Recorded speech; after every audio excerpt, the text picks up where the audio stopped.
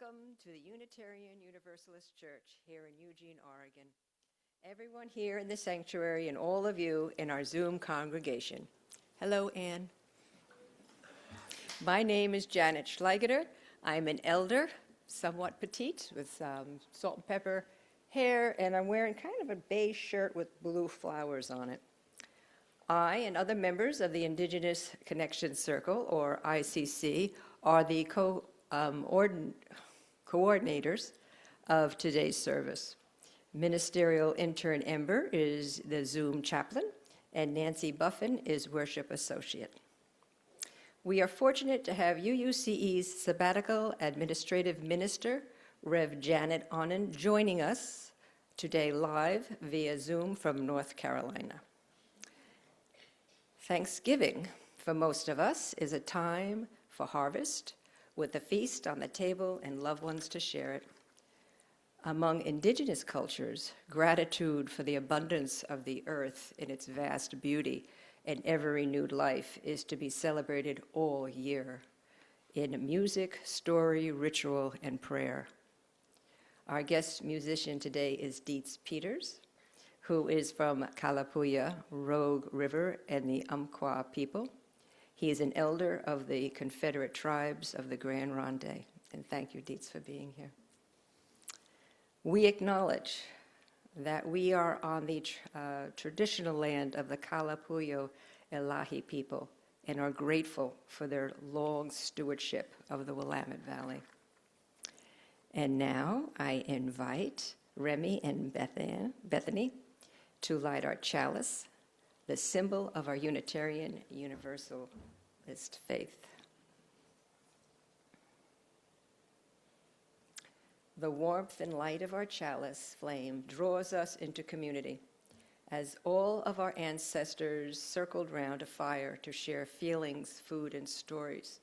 We also draw near as our world tips into winter and darkness.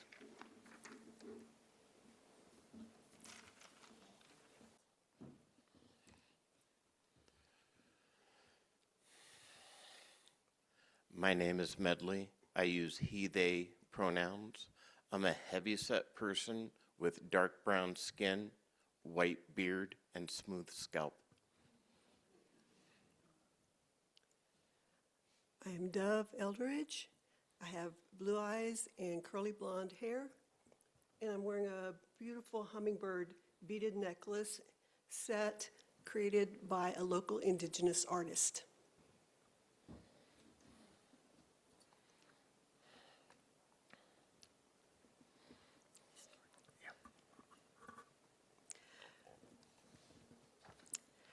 The Thanksgiving address is used to open and close every social and religious meeting for the Haudenosaunee, also known as the Iroquois Confederacy of Six Nations.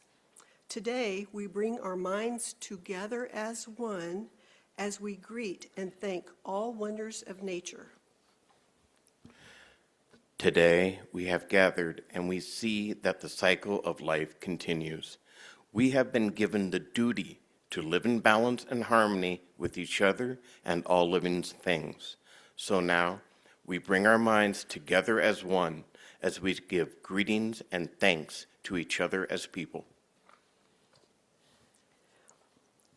We are all thankful to our mother, the earth, for she gives us all that we need for life.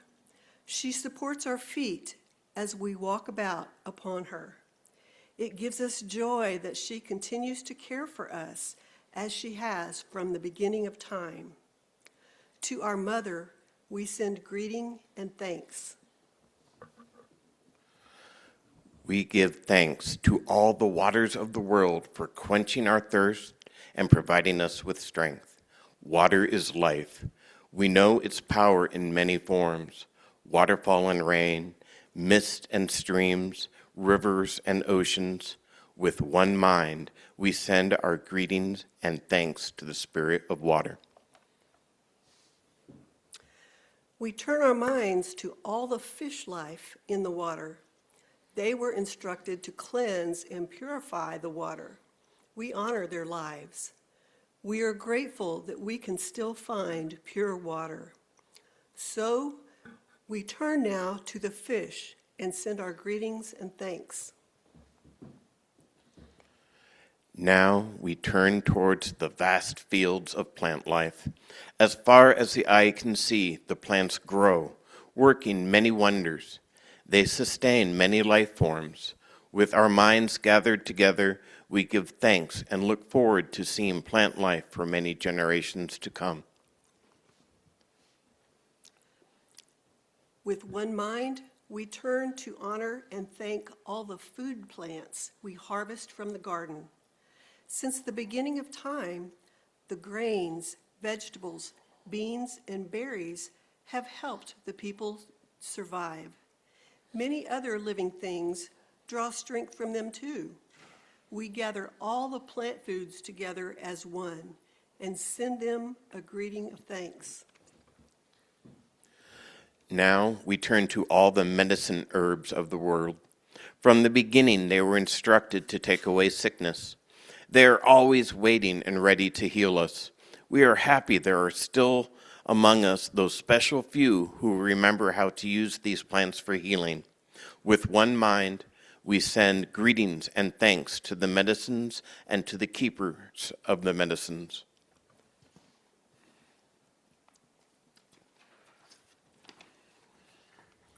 We gather our minds together to send greetings and thanks to all the animal life in the world. They have many things to teach us people. We are honored by their lives. We see them near our homes and in the deep forests. We are glad they are still here, and we hope that it will always be so. We now turn our thoughts to the trees. The earth has many families of trees who have their own instructions and uses. Some provide us with shelter and shade, others fruit, beauty, and other useful things. Many people of the world use the tree as a symbol of peace and strength. With one mind, we greet and thank the tree life. We put our minds together as one and thank all the birds who move and fly about over our heads. The Creator gave them beautiful songs. Each day, they remind us to enjoy and appreciate all of life. The eagle was chosen as their leader. To all the birds, from the smallest to the largest, we send our joyful greeting and thanks. We are all thankful to the powers we know as the four winds. We hear their voices in the moving air as they refresh us and purify the air we breathe. They help us to bring the change of seasons. From the four directions they come, bringing us messages and giving us strength. With one mind, we send our greeting and thanks to the four winds. Now we turn to the west, where our grandfathers, the thunder beings, live. With lightning and thundering voices, they bring with them the water that renews life. We are thankful that they keep those evil things made by the Oquiseries underground. We bring our minds together as one and send greeting and thanks to our grandfathers, the thunderers. We now send greetings and thanks to our eldest brother, the sun. Each day, without fail, he travels the sky from east to west, bringing the light of a new day. He is the source of all the fires and life. With one mind, we send greetings and thanks to our brother, the sun. We put our minds together to give thanks to our oldest grandmother, the moon, who lights our nighttime sky. She is the leader of women all over the world, and she governs the movement of the ocean tides. By her changing face, we measure time, and it is the moon who watches over the arrival of children here on earth. With one mind, we send greetings and thanks to our grandmother, the moon. We give thanks to the stars who are spread across the sky like jewelry. We see them in the night, helping the moon to light the darkness and bringing dew to the gardens and growing things. When we travel at night, they guide us home. With our minds gathered together as one, we send our greetings and thanks to the stars.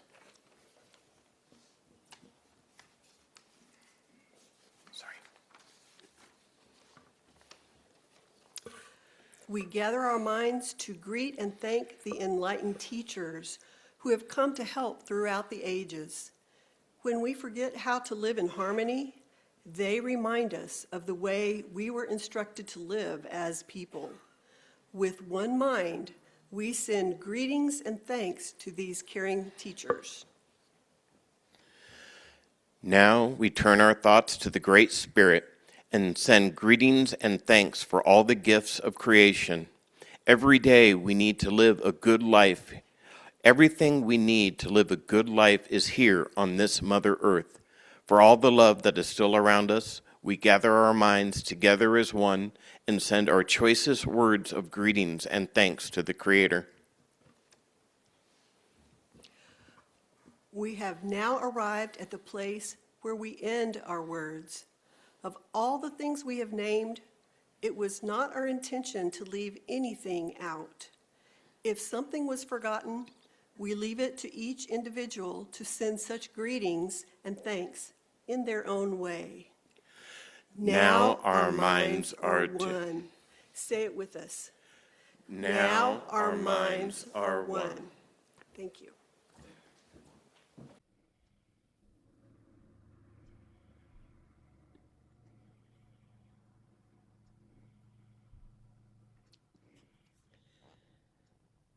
Good morning.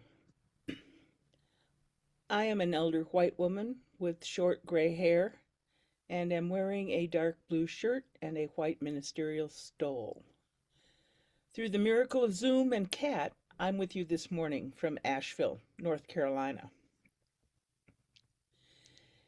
In the past few weeks, I've been thinking about how your geographic location in the West has informed the activities of your Indigenous Connections Circle.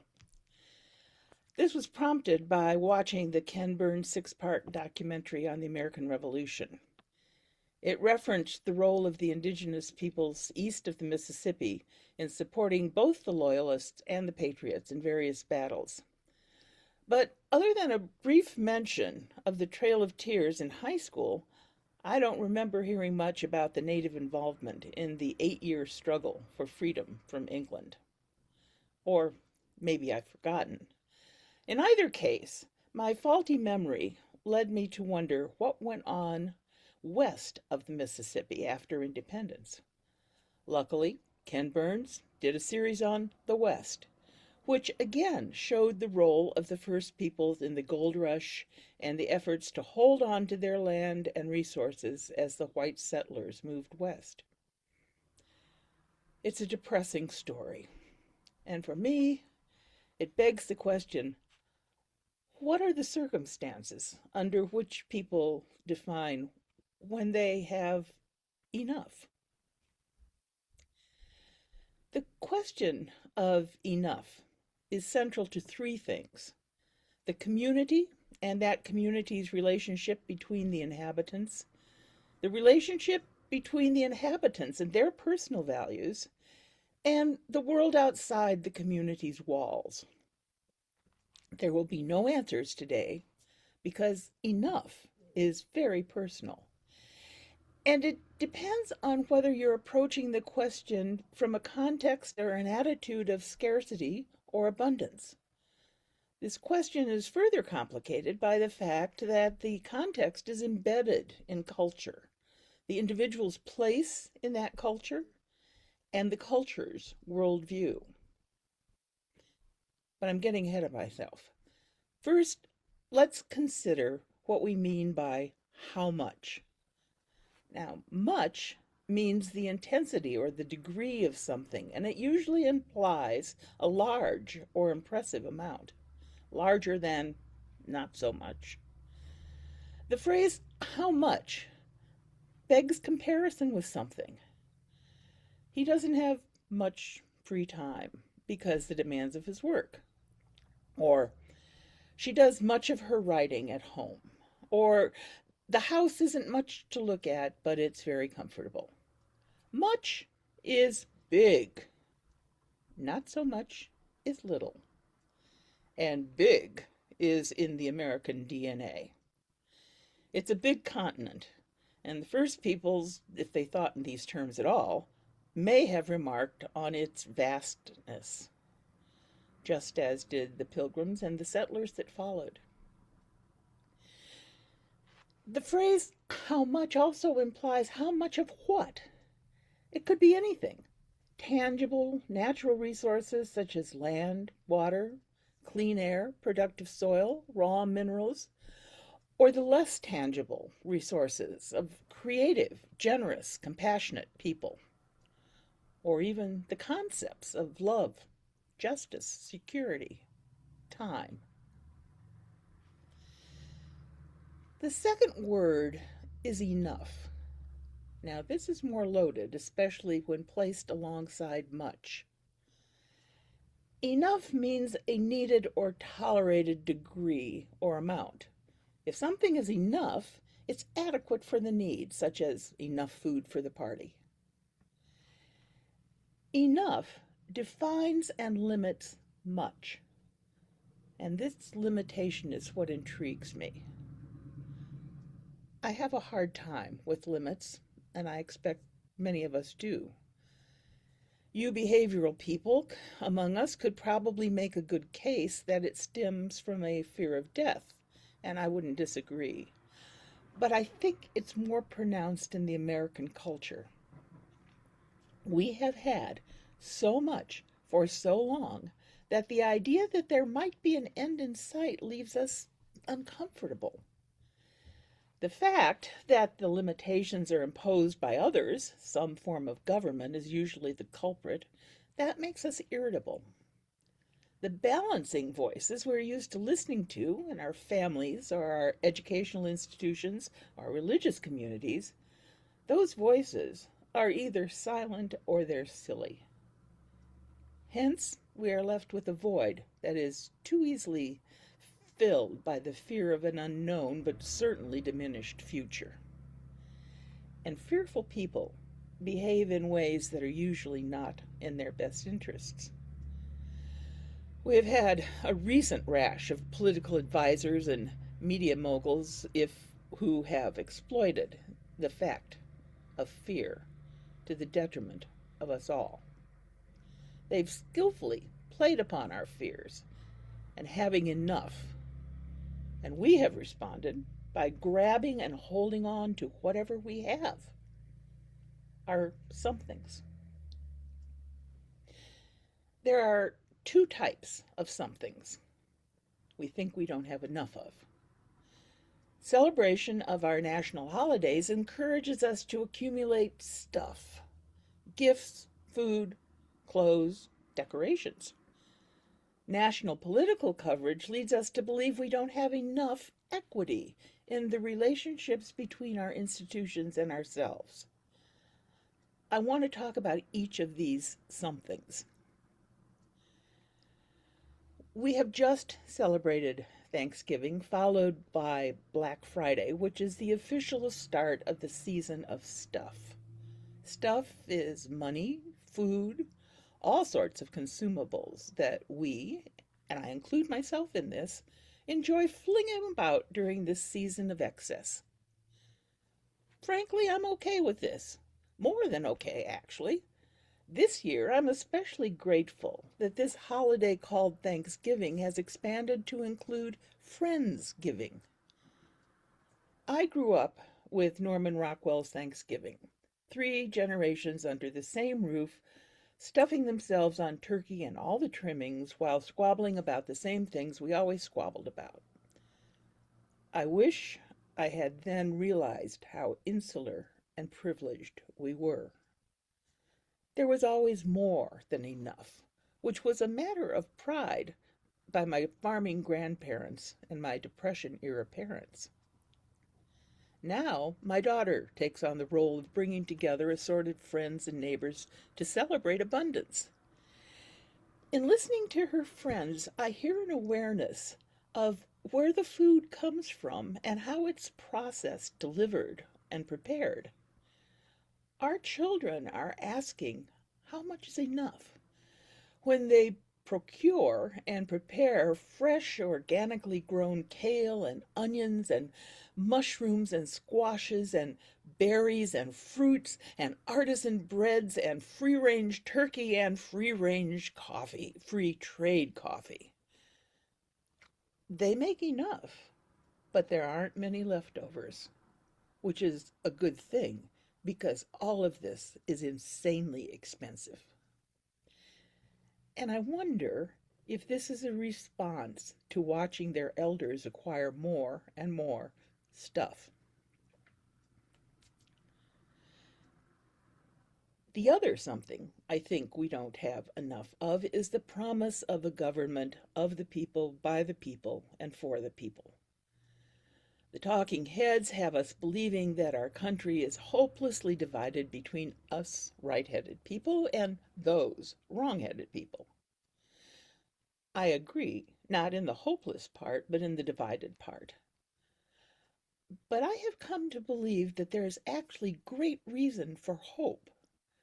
I think we are all seeing the same scarcity, the scarcity of individual control over our government and the inequity in our distribution systems.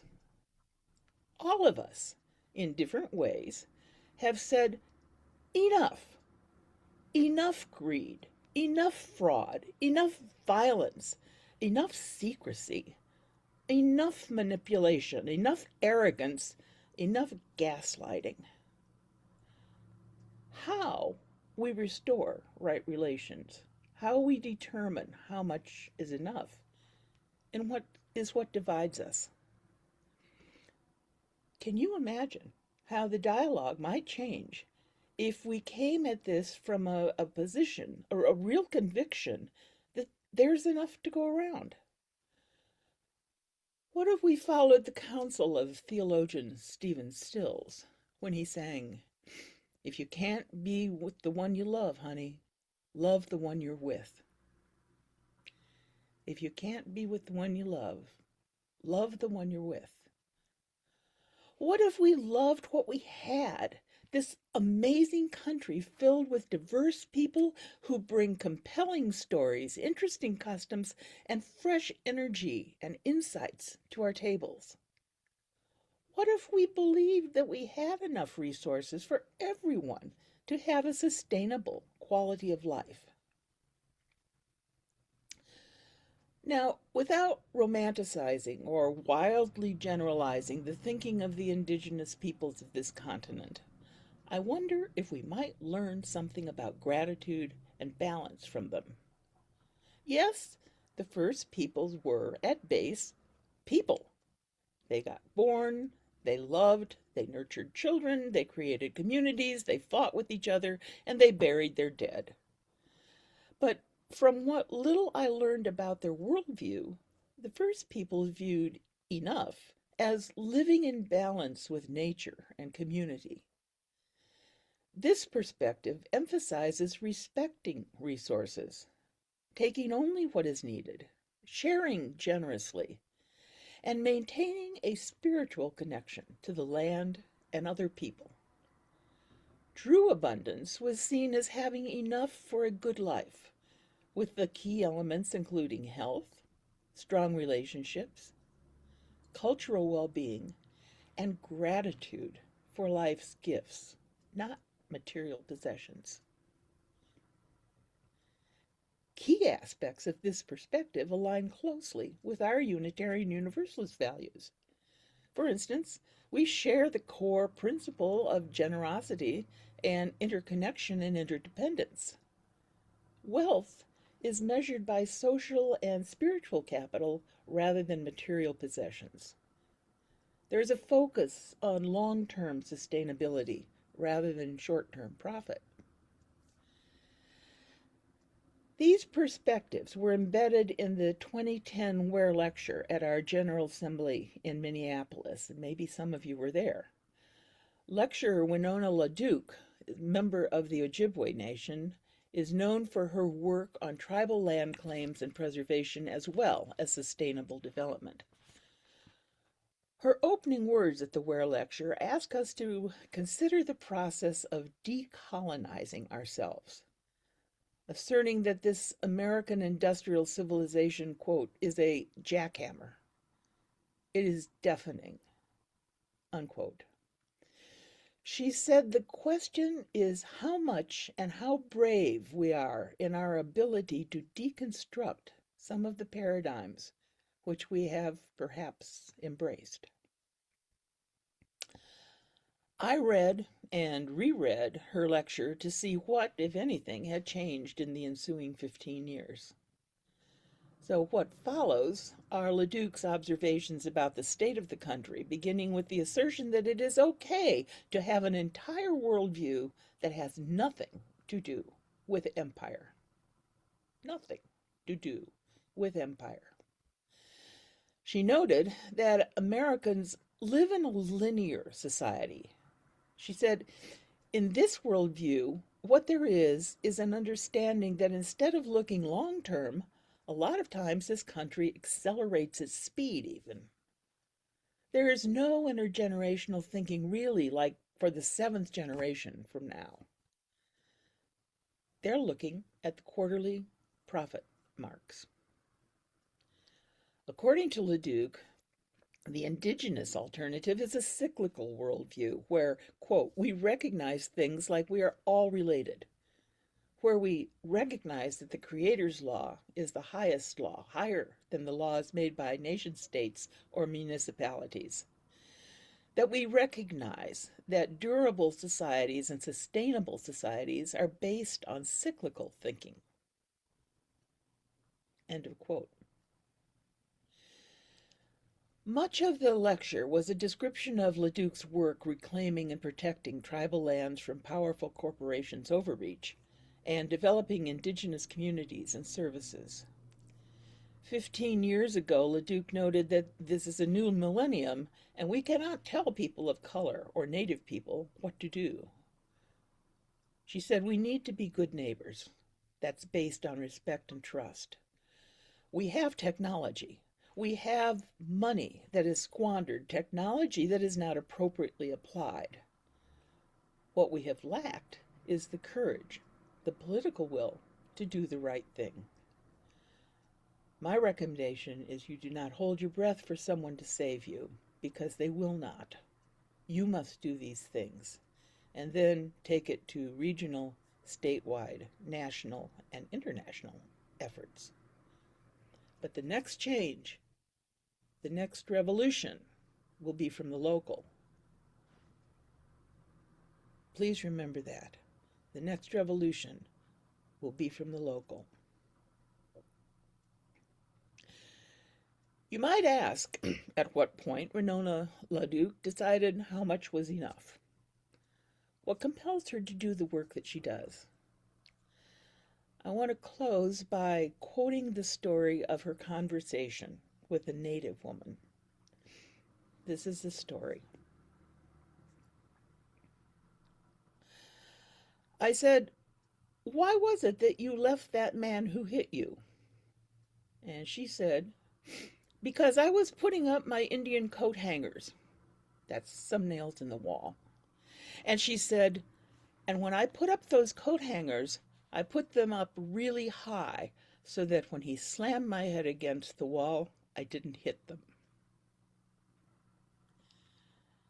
That is a story of a lot of women faced being battered and thinking, how can you do the least damage, yeah?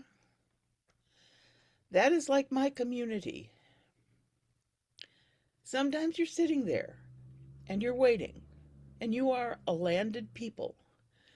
2/3 the uranium, 1/3 of all Western low sulfur coal, the water resources, largest dam project, the people who live in the Arctic National Wildlife Refuge. And you see one bad project after another come towards your community. And some of them get in, and then at a certain point, when they hit your head against the wall for the 10th time, you say, That's enough. I am going to fight you, and I'm going to make you back down. And that is the communities that I have the privilege of working with. People who say no.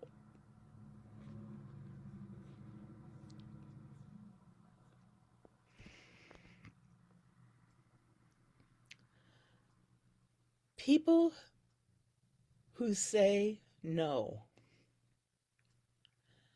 That is the history of Unitarians and Universalists. Since the Council of Nicaea in 325 AD, we have been saying no.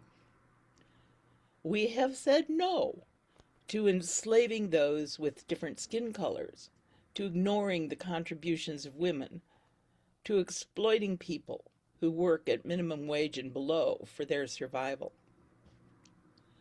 We have said no to ostracizing those whose sexual and gender identities are different than ours, those who promote ignorance and fear. We have said no to those who use the laws to subvert justice. We have said no to those who cruelly prey on the powerless and the least of these. Beloveds, we are living on a collision course between the reality of limited resources and the unjust access and distribution of those resources, and the belief that there is no such thing as enough. The belief by some that there is no such thing as enough. As we lean into this season of celebrating the return of light and the birth of hope, let us surround ourselves with the warmth of fire from our chalices and our campfires. Let us gather with our neighbors who say no, and together consider how much is enough. And then let us join hands, raise our voices, and move into the future propelled by courage and love. Always love. May it be so. Inshallah. Amen. It is time to extinguish our chalice. We extinguish this chalice, but not the light of truth, the warmth of community, or the fire of commitment. These we carry in our hearts until we are together again. Dove. An Apache blessing for all of us. May the sun bring you new energy by day. May the moon softly restore you by night. May the rain wash away your worries. May the breeze blow new strength into your being. May you walk gently through the world and know its beauty all the days of your life.